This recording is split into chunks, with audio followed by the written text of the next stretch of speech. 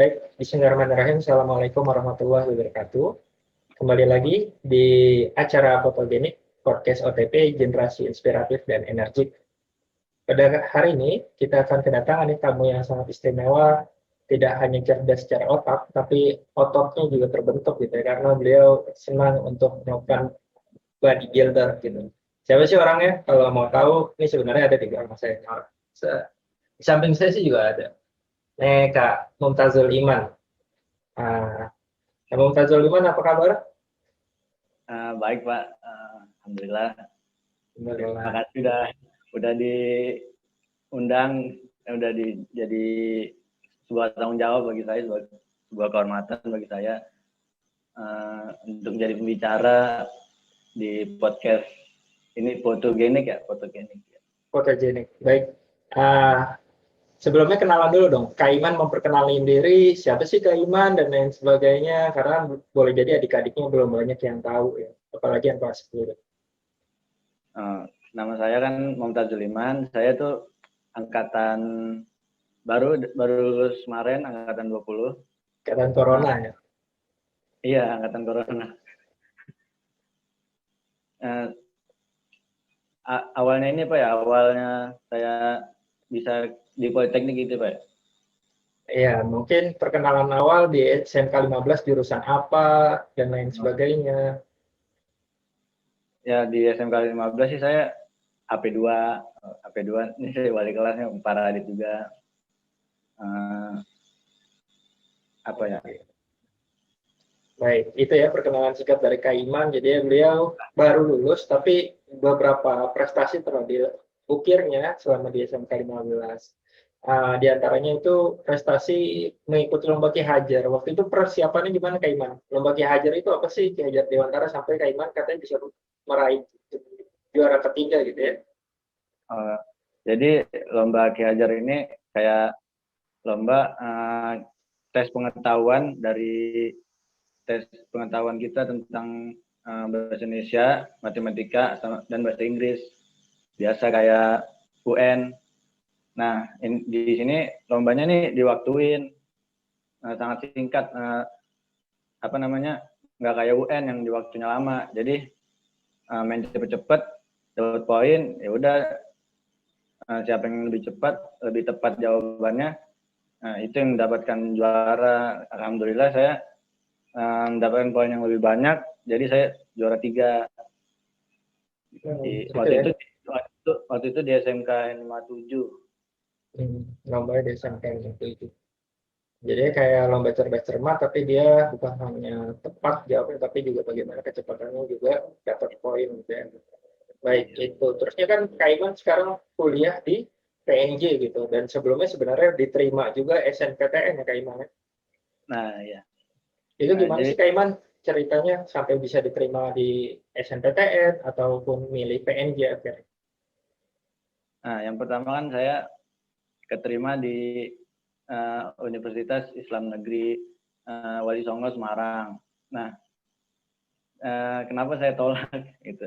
Kenapa saya tolak? Karena waktu itu ayah saya, ada cerita sedikit sih, ayah saya tuh sebenarnya nggak mau saya nerima di psikolog karena katanya psikolog ini prospek kerjanya kurang. Jadi ya udah kan saya sedih tuh gitu. Karena impian saya kan psikolog. Nah, impian saya ini pupus gara-gara orang tua saya tuh nggak bolehin gitu. Bukan karena jauh sih, tapi karena nggak dibolehin. Ya udah kata bapak saya, ya udah kamu coba aja di Politeknik Negeri Jakarta. Karena kan Politeknik ini kan dia pendidikan vokasi, lebih cenderung ke kerja gitu, lebih cenderung ke siap kerja. Ya udah saya daftar aja waktu itu SBMPN. SBMPN itu seleksi bersama masuk Politeknik Negeri. Ya udah saya coba aja daftar, ya alhamdulillah keterima di jurusan administrasi bisnis. Gitu. D3 berarti ya Kak Iman ya? Kenapa? D3 ya? D3 administrasi bisnis. Terusnya ya, apa sih mau motivasi Kak Iman nih dari SMK kan biasanya cuma fokus untuk cari kerja dan lain sebagainya. Ini kok mau untuk melanjutin kuliah dan lain sebagainya. Sharing dong, apa motivasinya, tips and triknya biar belajar agar sukses dan lain sebagainya. Sebenarnya saya tuh di SMK 15 Jakarta ini sebenarnya hanya menjalankan tanggung jawab sebagai siswa. Kalau saya punya tugas, saya kerjakan tepat waktu. Saya kumpulkan juga tepat waktu. Saya ada PR, saya kerjakan, saya kumpulkan juga tepat waktu. Kalau guru menerangkan, saya perhatikan. Kalau jangan terlambat, aturan sekolah dipatuhi. Sebenarnya saya cuman apa namanya, menjalankan tanggung jawab sebagai siswa itu aja sih. Terus Karena kalau kita yang Kak Iman sampai mau melanjutkan ke kuliah, motivasi belajarnya nggak capek belajar terus. Baik. Sebenarnya kita apa ya? Kita kan udah beranjak ke dewasa. Kita beda sama anak-anak. Kalau anak-anak kan 80% main, 20% belajar. Kalau kita terbalik, 80% belajar, 20%-nya main. Jadi jangan banyak mainnya gitu. Ya bolehlah kita chat-chat doi. Ya, terus boleh pacaran. Gitu. Nggak boleh pacaran juga sih, saya nggak. Chat-chat doi gitu ya. Iya. Terus Kak Iman kan juga senang untuk body builder nih, untuk membentuk tubuh, apalagi sekarang di tengah pandemi nih, untuk tips agar para siswa jaga imun gitu ya, di tengah pandemi ini tips-tipsnya apa aja sih, selain mungkin berolahraga, pola makannya seperti apa yang benar gitu. Selain dari berolahraga, Pak? Iya, mungkin ada makanan proteinnya atau minuman khusus dan lain sebagainya. Sebenarnya kalau ningkatin imun itu jangan stres aja sih. Soalnya sistem kekebalan tubuh itu kan masuk ke dalam sistem saraf. Nah, sistem saraf ini ada 6 triliun sel di tubuh kita. Nah, ini kan ngarah ke otak semua. Kalau kita stres, kita apa namanya? Di dalam diri kita berpikir kita takut, kita cemas, ya itu akan mempengaruhi diri kita sendiri. Jadi diri kita itu bisa jadi obat, bisa jadi racun juga. Jadi kita harus berpikir apa namanya, jangan stres, jangan berusaha untuk stres, gitu Pak. Mungkin jangan stres mungkin Pak. Itu ya, gimana biar sehat terus, intinya jangan stres, jangan berpikiran negatif gitu ya.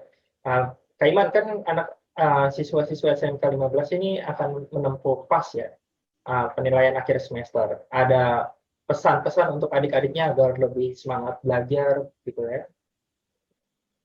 Pesan dan pesan-pesannya ya. Apa ya Pak? Ya kalau apa namanya? Memang ini apa ya? Masih lama apa ntar lagi Pak? Sebentar lagi, Desember awal itu kita penilaian akhir semester. Ya pesan saya sih jangan menerapkan sistem SKS, itu sistem kebut semalam gitu. Kalau pas mau belajar, pas mau ujian gitu mau belajar. Jadi sebelum ujian udah belajar, udah nyicil. Sebaiknya sih setiap hari belajar. Gitu. Setiap hari belajar harus belajar. Luangin waktu untuk belajar lah. Baik, itu jadi sistemnya jangan kebut semalam, harus dicicil, dirutinin gitu ya Kak Iman ya. Sama mungkin terakhir karena kita mau hari guru nih Kak Iman, ada pesan-pesan untuk guru-guru SMK 15 khususnya guru OPK, terlebih khusus lagi Bu Ratna yang sebentar lagi akan pensiun, Kak Iman.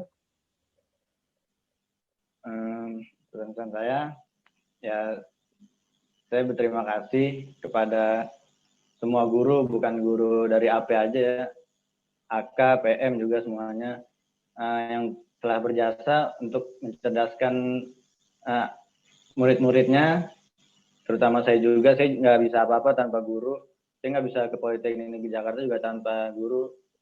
Semuanya itu adalah dari guru. Kita harus memuliakan guru.